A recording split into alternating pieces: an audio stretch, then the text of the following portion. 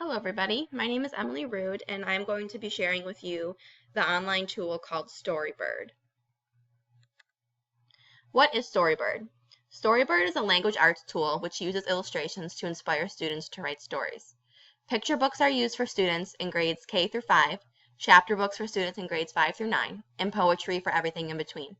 Students have the ability to browse pictures and add them into their virtual book before adding text.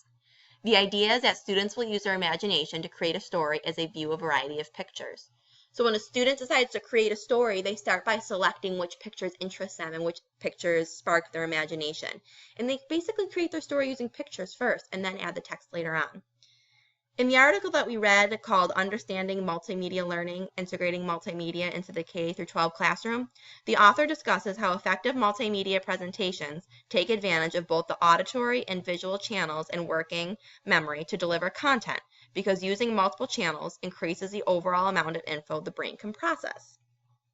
So within Storyboard, it's not as much auditory, but we're using text and visuals to combine in the student's working memory to create a product. So within the same article, it was also stated that words and pictures are better than words alone. And like I just stated, Storybird does just that. They combine words and pictures to create a story, and so students can use both the pictures and their words to create a one-of-a-kind, unique story that demonstrates their learning. This is an example of what you see when you log on to Storybird, or when you decide to create a story in Storybird. So you pick any of these pictures that jumps out at you or inspires you, and you actually click on the little lightning bolt in the bottom right hand of the picture, and when you click on it, a menu will pop up and it'll ask you what you want to create: a poem, a picture book, or a long story. I will get more into detail with this as I progress through this presentation. Types of accounts. There are actually a bunch of different accounts that you can use through Storybird. You can be a regular user who just signs up and creates stories for the fun of it. You can be an educator. You can be a student. You can actually be an artist or a writer, and what you have to do is you have to apply for these accounts, and once you apply for them, you can actually get copyrights to your work, and you can copyright your work and publish your work. So it's actually kind of a platform for artists and writers as they're working on new projects. You can also choose Storyboard Writing Club, which is $11.99 per month, and with this subscription, you get monthly writing challenges, you get free prints and downloads, and you get unlimited access. So what is cool about this is you can actually print the book in a hardcover and make it an actual front to back hardcover book. So I think that would be cool for parents to print their child's work and keep it forever. If you look at the image on the right hand side of the screen, the drop down menu under About shows the different kinds of accounts. So you have educators, artists, writers, and the parent link is just where parents can go, and under that link it demonstrates that parents can receive the access code from their child's teacher, and they're able to view their personal child's stories through the certain link. So that's cool too. Parents are also involved in their students' work as well. How can Storybird be used? Pre-K to 4 students can use this tool to help them create their own stories. This tool is especially helpful for younger students who are learning to read and write. They can create their own stories by using pictures. So for example, my students are pre-kindergarten and they are 4 and 5 years old, so they are learning how to read and write. They're just beginning to learn how to read and write, I'll put it that way. So to be able for them to go through this tool and pick out pictures and create a story using the pictures, that would be amazing. They could even dictate the story to me or my coworker or my co-teacher, and we could write the text in for them. So that's a cool tool that helps build on their literacy skills. This tool also encourages imagination, creativity, and literacy skills. The teacher can create a class account and assign a username to each student. So what's cool about this is it's like a virtual classroom. So the teacher creates the account and adds all the students' usernames. And what's awesome about this is when it's through the teacher account, each student gets a username, but they do not have to add their name, address, phone number, email, nothing. Just a username. As students get older, they can create their own accounts through teacher invitations. So for example, if you have an 8th or 9th grade student, the teacher can send the link where the students can create their own profiles. And that's probably better for more older students who have more independence with the technology they're using. Storybird can grow with students as they get older. For example, students can move from picture books to chapter books as their knowledge of writing expands. How can Storybird be used? Storybird can be used for school projects and collaboration. This picture is actually a picture of two students working together to create a story. Like I said in the slide before, the children's virtual books can be turned into actual hardcover books.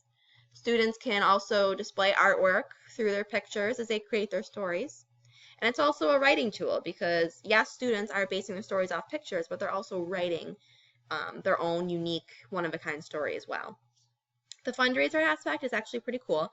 What happens is a teacher signs up for a fundraiser, and of all the stories that her students compose and publish, they can sell to their family, friends, peers, their personal circle. They can sell these stories to.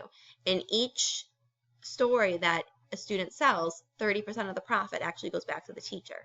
So what's really interesting about that is that the teacher can receive money to use for her classroom or even the school. So this is a great way to engage students and motivate them to write awesome and unique stories. I was surprised by how well the Storybird website connects with the ISTE standards. Definitely empowered learners. Students use this tool to take an active role in choosing and demonstrating their learning by creating individual stories. The third standard, knowledge constructor. Students use this digital tool to demonstrate their literacy learning. They also create permanent stories which can be viewed by the student as well as others in their learning community. Standard 4, innovative designer. Students use project-based learning and a design process to imagine, create, write, and implement an individual story. Standard 6, creative communicator. Students communicate their story using the Storybird platform. Students also customize their stories and share them with their intended audience, their peers, the teacher, the parents. And finally, Standard 7, global communicator. Students use their digital stories to engage and communicate with those in their learning community. Stories can also be shared with students in other learning communities around the world. Students also learn from other stories that they read on the Storybird website. So for example, if students want to share their story with learning communities around the world, they can post their story anonymously. So basically their story is published without any indication of who it is written by, yet they can still show their story to other peers and teachers around the world and receive feedback on their personal story. Privacy settings. The virtual classrooms that teachers create are private. So students' names are hidden, comments are private, and stories are contained within the virtual classroom walls. No one else can get in, no one else can comment. It's only the virtual classroom, the teacher, the students, and the parents. Parents can log in through their child's account to view their work. Students are not required to provide an email address, and students also do not have to provide their name when accessing the website through the teacher account. Instead, each student receives a username, and that's how they log into the account through the teacher's virtual classroom. Storybird uses personal information to maintain a user's profile. What I mean by this is what type of pictures they choose, what type of stories they are writing, not personal information like their name or their phone number or their email. Personal information is not sent to a third party without the user's explicit consent, and personal identifiable information, PII, which was discussed in one of the articles we read, is not disclosed in Storybird. Personal stories can be made public or private, it's up to the user, and users can also share stories anonymously. Student data is never used for the purpose of advertisement either. Privacy settings in COPA. Storybird does not have many privacy settings that relate to COPA, and parental consent is not required because Storybird does not collect any personal information. So that's why I think they do not have many privacy settings that relate to COPA. As stated before, teachers can create private virtual classrooms, which does not require any personal information from students. Therefore, the privacy of children under the age of 13 is protected by Storybird. So now what I'm going to do is I'm going to take you to the website. So if you go to Google and enter in your search engine, Storybird, it should pop up, and click on it. And this is a home page. Here's a little preview of what you can do. Now it says here you can sign in or sign up for free. So if you want to sign up for free, you click on that button, and you can be a regular user, an educator, a teacher, or a student. To sign in as an artist or a writer, you have to apply for those accounts and get approved, actually. So I'm going to sign in to my personal account.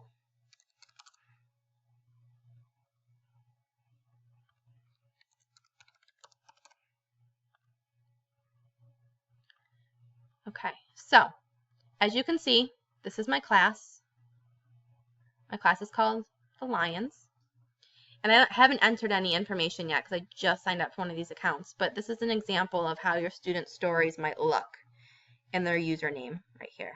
And then it tells you when they modified, if they published it, and you can also grade them through their Storybird account, and they can view the grade that you give on each story. So if I wanted to create a story, I would go up to the top and click on the button Create, and scroll down to all these pictures. So these are a bunch of different pictures that you have the option to choose from. So if I go back up to the top and I say, oh, this picture of a girl and her 2 dogs really inspires me, I would click on the little lightning bolt in the bottom right-hand corner of the picture, and then I would decide what I wanted to use this art for: a long form book, a picture book, or a poem. Since this class is basically covering students from pre-kindergarten to 4th grade, I'm going to choose picture book. And it opens it up. So in the middle here, you have your picture and your text box.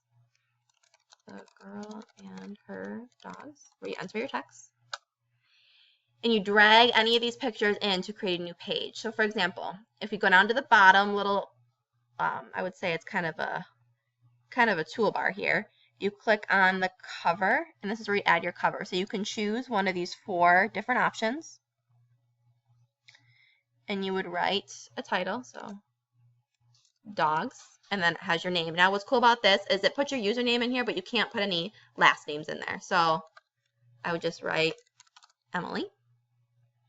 And as you can see on the toolbar, it's a bunch of different designs you can choose. And then you click Save.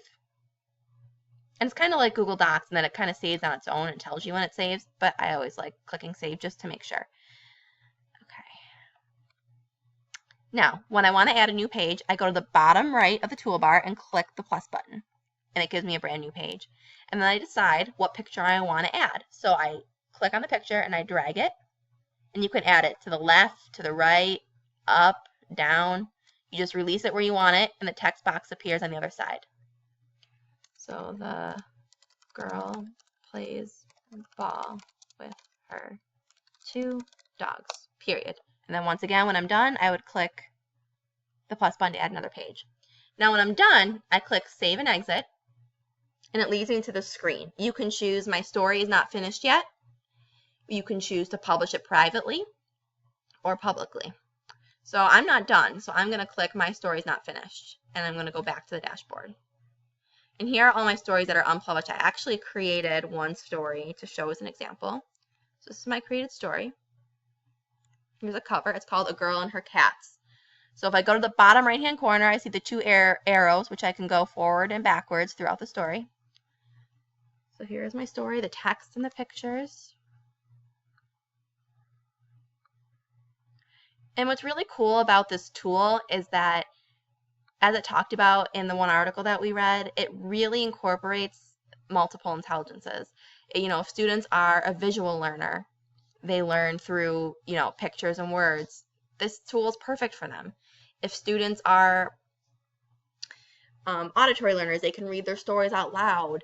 If they're creative and artsy, they can create these all on their own. So it really incorporates a lot of different learning styles, and it differentiates so students can create a story that is the best product for them. So I'm done with Save and Exit. And I say My Story is Not Finished, and go to the dashboard. So overall, this is a super cool tool that I had never heard about before this class. And I'm actually really excited that I had the opportunity to research it, because I definitely think that students will benefit from this. I think it sparks their imagination, and I think it sparks their creativity, and it is a positive way in which technology can be integrated into English language arts. So with that being said, thank you for listening to my presentation, and I can definitely say I will be incorporating this into my classroom starting next school year. Thank you for listening, and I hope you enjoyed my presentation.